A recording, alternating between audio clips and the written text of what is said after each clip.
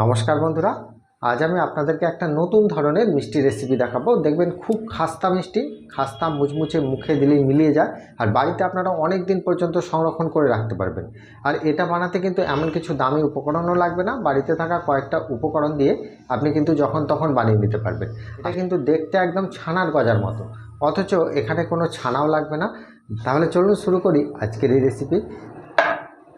তাহলে এই মিক্সিং বোলটাতে আমি নিয়ে নিচ্ছি, দেখুন মেজারিং কাপে করে 2 কাপ আমি এখানে ময়দা নিচ্ছি। সাধারণত 250 গ্রাম ময়দা তৈরি করে আপনাদেরকে দেখিয়ে দিচ্ছি।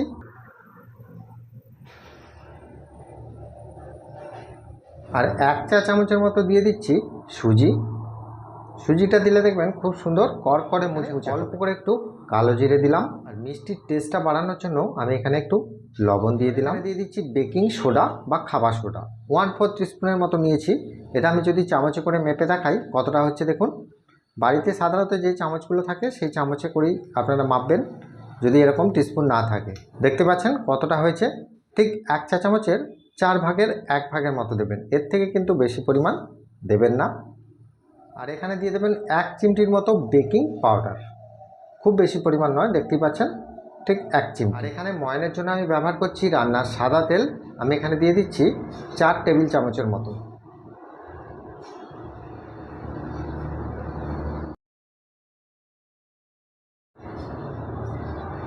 এটাকে একটু ভালো করে মিশিয়ে ময়ানটা দিয়ে নেবেন, কারণ দেখুন এর মধ্যে যে সমস্ত উপকরণগুলো আমি দিয়েছি এগুলো যেন খুব সুন্দরভাবে এই ময়দার সাথে মিশে যায়।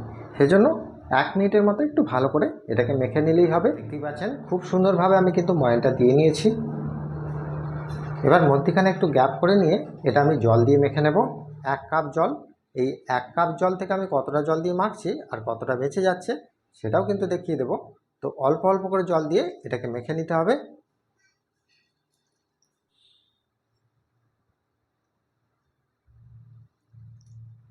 এই ডোটাকে খুব বেশি নরম করলে হবে না, একটু শক্ত করে মেখে নিতে হবে। খুব ভালো করে আমি এটা মেখে নিয়েছি, দেখতেই পাচ্ছেন।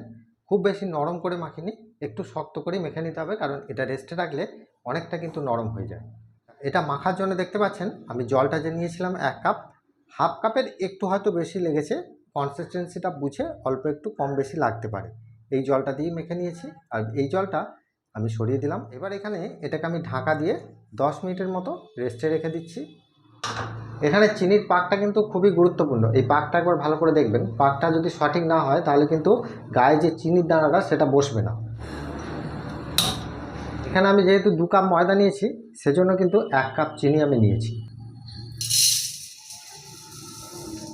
1 কাপ চিনির জন্য আমি এখানে দিয়ে দেবো হাফ কাপ জল, কারণ রসটাকে আমি পাক তৈরি করব, সেজন্য খুব বেশি পরিমাণ জল আমি এখানে দেবো না। হাফ কাপ জল দিলেই হয়ে যাবে। এবারে চিনি আর জলটাকে খুব ভালো করে আমি গুলিয়ে একটা পাক তৈরি করে নেব। এবারে দেখুন 10 মিনিট আমার এখানে হয়ে গেছে। আচ্ছা, এটা রেস্টে রাখার পর আপনারা নিশ্চয়ই দেখতে পাচ্ছেন যে আগে আমি শক্ত করে মেখেছিলাম, এটা কিন্তু একদম পারফেক্ট সেট হয়ে গেছে। এবারে এটাকে আমি ভালো করে একবার মেখে নেব। এটা ভালো করে মেখে নেওয়ার পর এটাকে আমি দুটো ভাগে ভাগ করে নিচ্ছি। প্রথমে এই ভাগটা তৈরি করে নিই, তারপর আমি এটা তৈরি করে দেখিয়ে দিচ্ছি। এবার এটাকে আমি একটু লম্বা করে নিচ্ছি। এরকম একটু মিডিয়ামভাবে রোলটা করবেন। এটা পিস তৈরি করে নেওয়ার জন্য আমি এখানে ছুরি ব্যবহার করব না, আজকে আমি সুতোয় করে তৈরি করে দেখাবো। তার জন্য দেখুন এখানে আমি একটা সুতো নিয়েছি, দেখতেই পাচ্ছেন। এই সুতোটাকে এইভাবে আমি ভেতর দিয়ে দিয়ে দেব। দেওয়ার পর এটাকে ধরে দেখুন প্রথমে এই ছাড়টাকে আমি বাদ দিয়ে দিলাম। এটাকে আমি পরে কাজে লাগাবো, তো কিভাবে করব আমি দেখিয়ে দেব।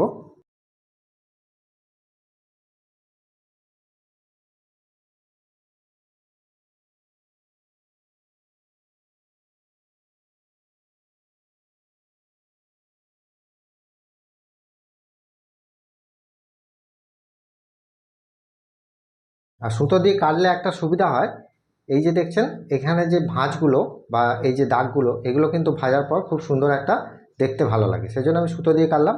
আচ্ছা, এখানে দেখুন গজার শেপ আনার জন্য এটাকে কিন্তু একটু শেপটা চেঞ্জ করে নিতে হবে লম্বা করে। দেখুন আমি কিভাবে করছি,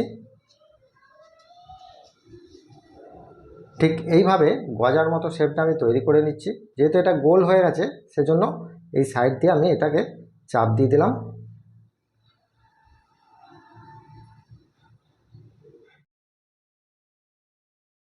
এখানে যে ছাঁটটা পড়ে আছে সেটাও করে নিতে হবে, তার জন্য কিন্তু এটাকে একবার ভালো করে পাকিয়ে নিচ্ছি। দেখুন, আচ্ছা, লম্বা শেপটা করে নেওয়ার পর সুতোটা এইভাবে বসাবেন। এটা শুধু 2 পিস হবে, দিয়ে এইভাবে উল্টে দেবেন। দেওয়ার পর এটাকে এইভাবে ভাগ করে নেবেন।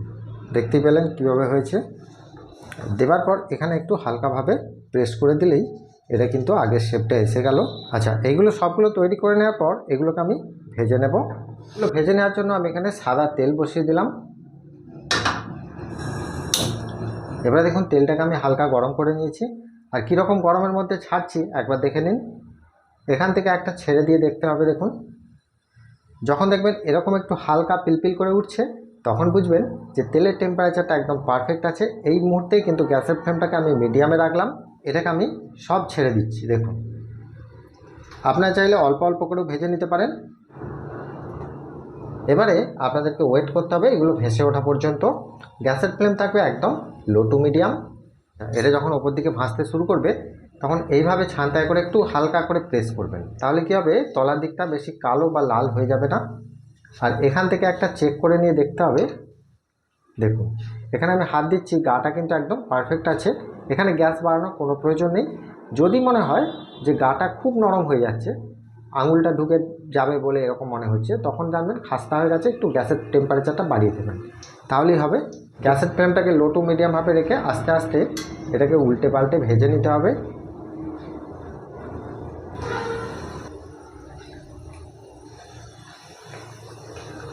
মিনিমাম 5 থেকে 10 মিনিট টাইম নিলেই কিন্তু এটা খুব সুন্দর ভাজা হয়ে যাবে।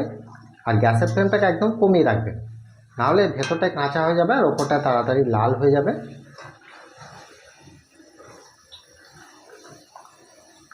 এবারে দেখুন খুব সুন্দর কিন্তু এখানে কালারটা এসে গেছে, দেখতে পাচ্ছেন। এর থেকে বেশি কালার করার দরকার নেই। তো এটা আমি এবার তুলে নেব। আর তুলে নেওয়ার আগে 30 সেকেন্ডের জন্য গ্যাসের ফ্লেমটাকে আমি একটু বাড়িয়ে দিচ্ছি, কারণ এর মধ্যে অতিরিক্ত তেলটা ঢুকে থাকতে পারে। যেহেতু লো ফ্লেমে ভাজা হয়েছে সেজন্য আমি গ্যাসের ফ্লেমটা একটু বাড়িয়ে দিলাম। দেওয়ার পর আমি এটাকে তুলে নেব। এবারে দেখুন গ্যাসের ফ্লেমটা আমি অফ করে দিচ্ছি। দেওয়ার পর এটাকে আমি তুলে নেব। আচ্ছা, এটাকে কিন্তু সম্পূর্ণ ঠান্ডা করে নিতে হবে। গরম গরম অবস্থায় আমরা রসটা দেবো না। এখন চিনিটা জলটা খুব সুন্দরভাবে গলে গেছে।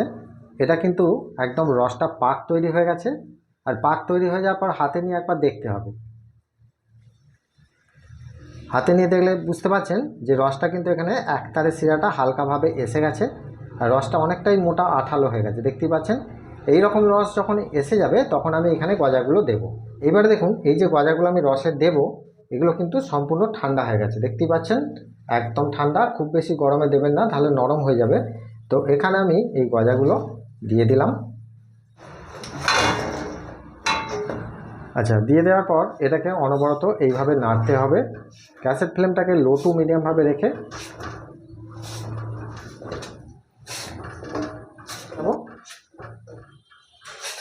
আচ্ছা, এইবারে দেখুন যে রসটা পাকটা একদম শুকনো শুকনো হয়ে যাচ্ছে, দেখতেই পাচ্ছেন। এটা কিন্তু গায়ে বসে যাচ্ছে, দেখতেই পাচ্ছেন গায়ে কিন্তু বসে যাচ্ছে। এই মুহূর্তে কিন্তু গ্যাসের ফ্লেমটা আমি অফ করে দিচ্ছি। এখানে আর বেশি গ্যাসের ফ্লেম বাড়ানোর দরকার নেই। দেখতে পাচ্ছেন আস্তে আস্তে কিন্তু চিনির দানাটা এই গজার গায়ে কিন্তু ধরে যাচ্ছে। তখন আর কিন্তু নাড়ার দরকার নেই, এটাকে এইভাবে রেখে দেবেন। আর দু একবার মাঝে মধ্যে নেড়ে দিলেই হবে, আর এখানে কিচ্ছু করার দরকার নেই। এবারে এটাকে সম্পূর্ণ একটু ঠান্ডা করে নেবেন। গজাগুলো সম্পূর্ণ ঠান্ডা হয়ে যাওয়ার পর শুধু আওয়াজটা শুনুন।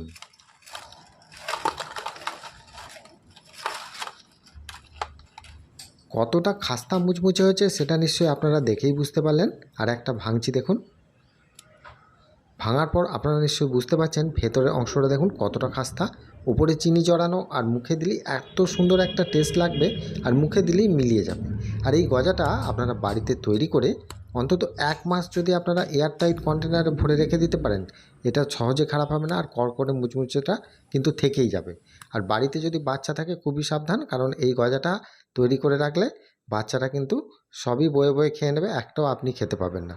আমার মেয়ে যেমন সব খেয়ে নিয়েছে, সেই জন্য বললাম আর কি। তাহলে একবার হলেও বাড়িতে এই গজাটা ট্রাই করে দেখতে পারেন। তো বন্ধুরা, আজকের রেসিপিটা আপনাদের যদি ভালো লেগে থাকে তাহলে প্রত্যেকবারের মতো আমাকে কমেন্ট করে জানাবেন। ভিডিওটা দেখার পর একটা লাইক করবেন। ভালো থাকবেন, সুস্থ থাকবেন। নমস্কার।